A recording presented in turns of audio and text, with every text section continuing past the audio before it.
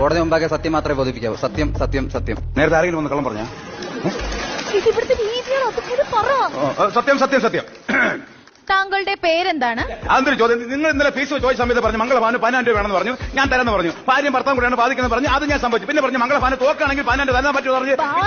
ഇത് ഇവിടുത്തെ രീതിയാണ്. പേര് പറ. താങ്കളുടെ പേരെന്താണ്? മംഗളഭാനു. മിസ്റ്റർ മംഗളഭാനു, ഈ നിൽക്കുന്ന സ്ത്രീയെ പരിചയമുണ്ടോ?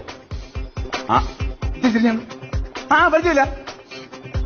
ഇതിന്റെ ഭാര്യയല്ലേ? ഇതിനെ അറിയാമെങ്കിൽ പിന്നെ ചോദിക്കേണ്ട കാര്യമുണ്ടോ ഇതിനകത്ത്? എന്റെ മംഗളഭാനു, ഇത് കോടതിയുടെ രീതികളാണ് ഉള്ളത്. പറ. അറിയാം.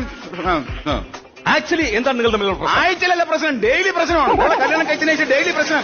എന്റെ ജഡേജ് നിങ്ങൾ മനസ്സിലാക്കണം. അത് പിന്നെ ജഡ്ജ് എന്നെ മനസ്സിലാക്കണം. എനിക്ക് ഇവളോട്ട് മുന്നോട്ട് പോകാൻ താല്പര്യമില്ല. അല്ലെങ്കിൽ നിങ്ങളെ കൂടെ ആര് താമസിക്കണം?